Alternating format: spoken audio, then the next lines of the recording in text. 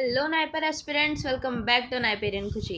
कैसी चल रही है आपकी फार्माकोलॉजी की तैयारी? So today is the day 6 of pharmacology NIPER pharma portion. और आज जो टॉपिक है हमारा वो है autacoids, GIT and respiratory system. इसमें आपको कॉन्सेप्ट तो क्लियर है, मगर कुछ इसके इंपॉर्टेंट पॉइंट्स और इम्पॉर्टेंट एमसीक्यूज़ जो कि एक्सपेक्टेड एमसीक्यूज़ है वो मैं बताऊँगी। तो वीडियो बहुत ज़्यादा लॉन्ग नहीं होगा, छोटा ही होगा। आपको बस एक बार सारे पॉइंट्स और सारे एमसीक्यू से गो थ्रू करना है। क्या पता वो क्वेश्चन आपको एग्जाम में मिल जाए, क्योंकि इंपॉर्टेंट है। ठीक है, so let's start without wasting our time.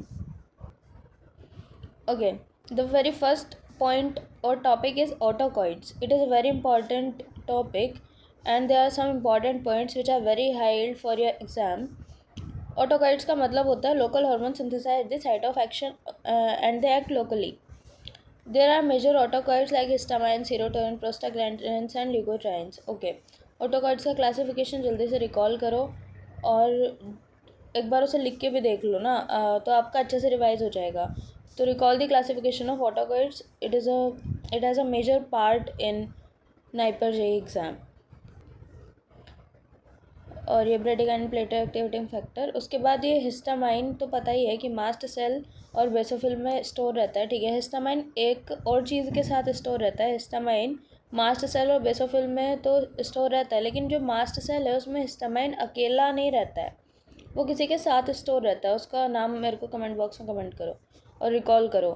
और ये रिलीज़ होता है during allergy and anaphylaxis and there are various receptors. ठीक है, अभी आप इसमें से बताओगी इसमें से GPCR। एक तो पहले बताओ, histamine is ji protein coupled receptor, true और फॉल्स?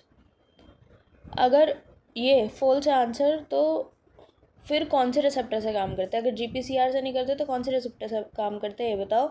और अगर ट्रू है तो फिर GPCR के कौन से रिसेप्टर से काम करता है? कौन सा वाला हिस्टामाइन, लाइक H1, GS है, GQ है, GI है, GO है, कौन सा है ये मुझे कमेंट बॉक्स में बताओ। ठीक है, okay. So these are the receptors. H1 mainly cause allergy and bronchoconstriction. H2 is gastric acid secretion, इसलिए हम H2 एंटीहिस्टामिनिक देते हैं ना, सिमेटिडिन, रेनिटिडिन, ये सब। Then H3 is sinus neurotransmission में होता है। और ऑटो रिसेप्टर इसमें से कौन सा है ये बताओ। देन H4 इम्यून मॉड्यूलेशन में काम करता है। ठीक है, उसके बाद H1 antihistamine, learn the classification of H1 antihistamine. जो फर्स्ट जनरेशन है सेरेटिव है, पता है। एंटीकोलिनर्जिक का example diphenhydramine. Then second generation, then third generation. Learn the examples and drug with mechanism of action as well. Recall करो क्योंकि ये आपने पहले पढ़ा हुआ है। उसके बाद सीरोटोनिन जनरली प्लेटलेट्स और GIT में प्रेजेंट रहता है, वेसो कॉन्स्ट्रिक्शन कराता है। और ये ड्रग्स, ये जो ज़्यादा पूछी जाती है मैंने सिर्फ वही मेंशन की है, जैसे कि सुमाट्रिप्टन माइग्रेन में यूज़ होती है, और ऑन्डेंसेंट्रन 5-HT3 एंटागोनिस्ट है, दैट इज एंटीएमेटिक है। जो क्वेश्चन ज़्यादा देखने को मिलते हैं, मोस्ट फ्रीक्वेंट क्वेश्चन जितने भी मैंने पेपर्स देखे हैं उसमें जो क्वेश्चन आता है वो इन्हीं दो ड्रग से आता है, अगर मैं सीरोटोनिन की क्लास की बात करूँ। बाकी ड्रग भी इंपॉर्टेंट है, लेकिन ज़्यादा क्वेश्चंस मीन्स 100 में से 80% जो क्वेश्चन है वो इन दो ड्रग से देखने को मिलता है। तो आप ये एक बार देख लो। ठीक है, मतलब वो भी पढ़ो जो आपने पहले पढ़ा है, लेकिन जो मैं पढ़ा रही हूँ ये तो स्किप मत करो, ये इम्पॉर्टेंट है।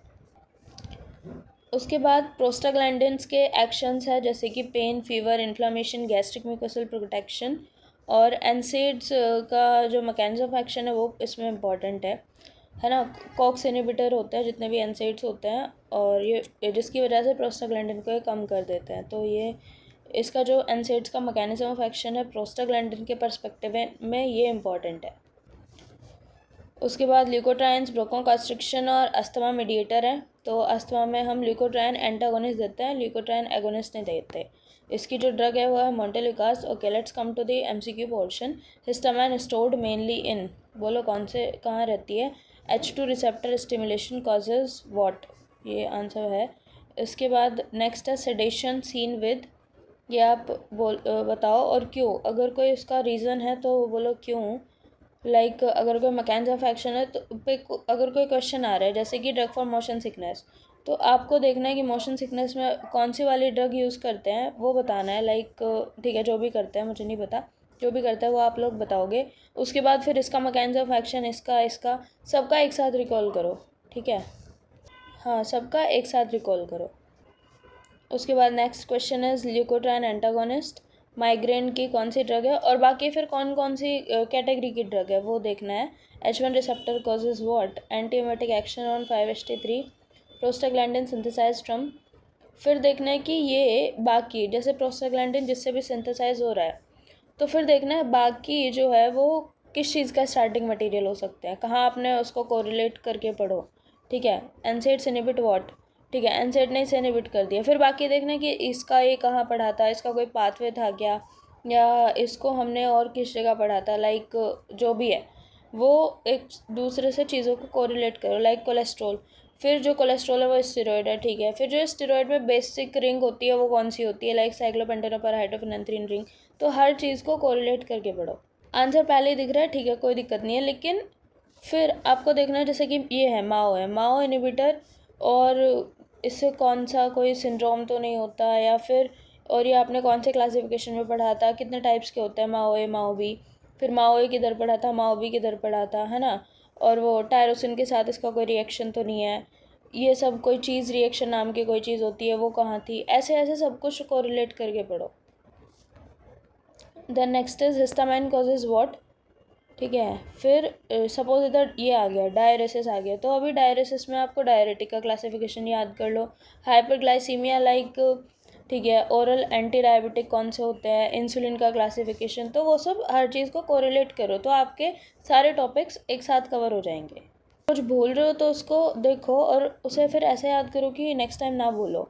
Then second generation anti histamine, okay, second generation इधर पूछ लिया। अभी आप फर्स्ट जनरेशन और थर्ड जनरेशन का जो एग्जाम्पल और क्लासिफिकेशन है वो रिकॉल करो।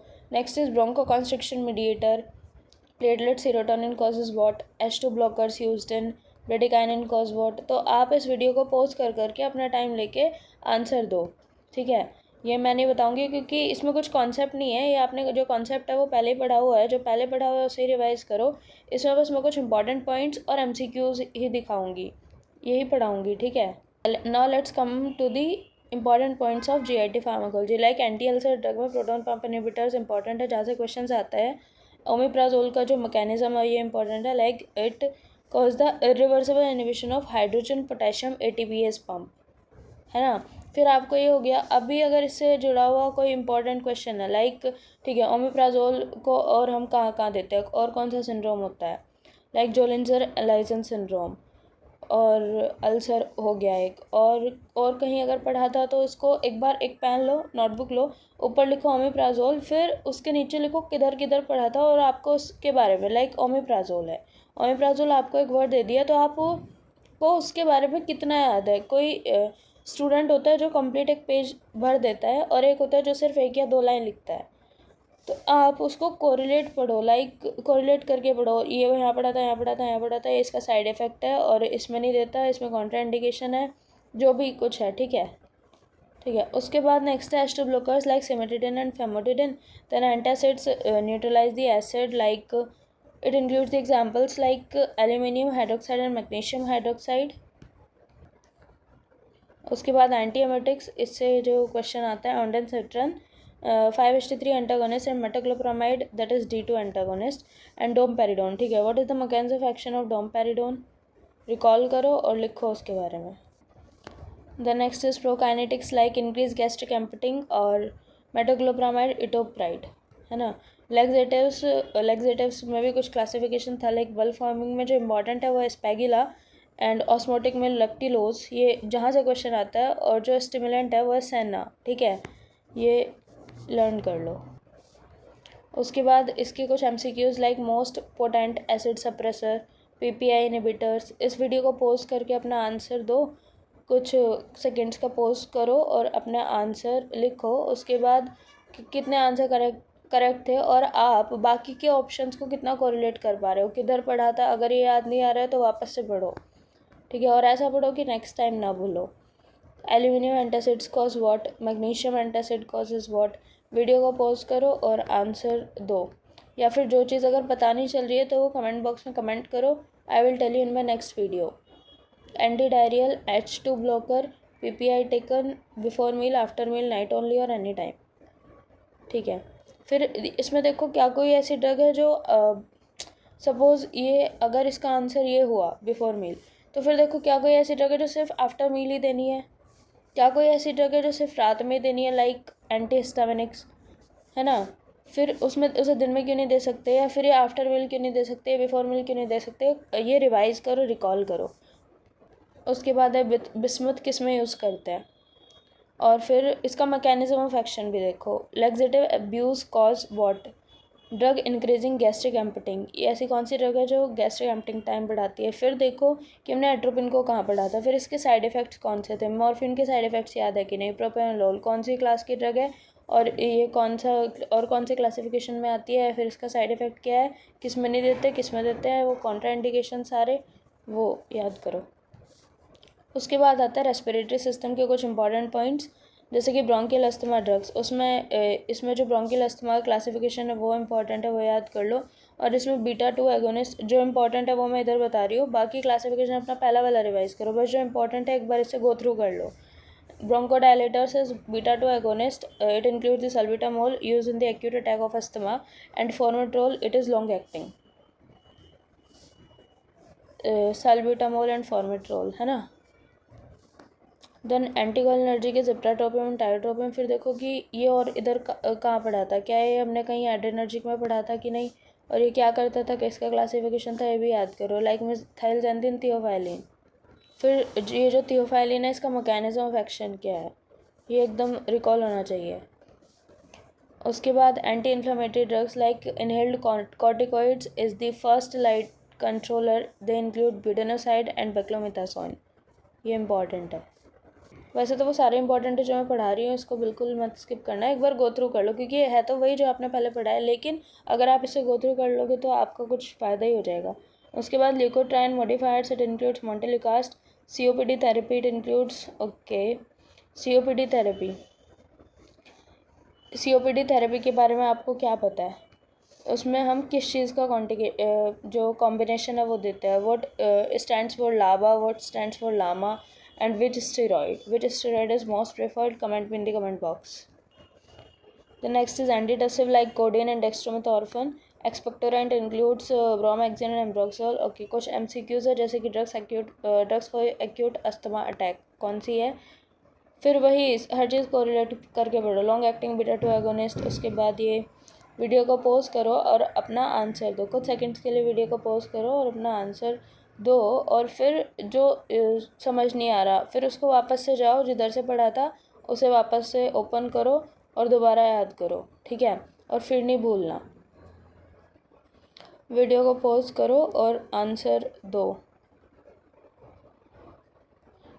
और उसके अलावा जो क्योंकि ऑप्शन तो एक ही होगा, लाइक प्रेफर्ड रूट इन अस्थमाइज इनहेलेशन, ठीक है, इनहेलेशन।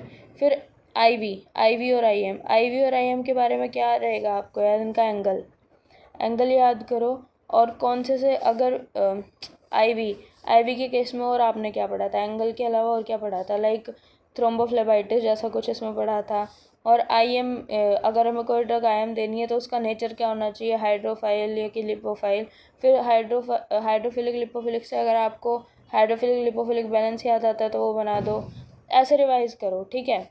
और इनहेलेशन से क्या होता है, ये फर्स्ट पास मेटाबॉलिज्म को बाईपास करता है, ऐसे याद करो, ठीक है?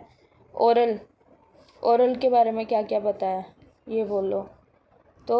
और कौन कौन सी ड्रग है जो ओरली बिल्कुल नहीं देनी, है ना? क्यों नहीं देनी, क्या साइड इफ़ेक्ट हो सकता है, या फिर उसका कोई रीज़न था क्या, या फिर कोई नई ड्रग है जो पहले उसको हम ओरली देते थे बट अभी वो इंजेक्टेबल है, या फिर पहले वो इंजेक्टेबल थी अभी वो ओरल है, तो ऐसे रिवाइज करो, ठीक है?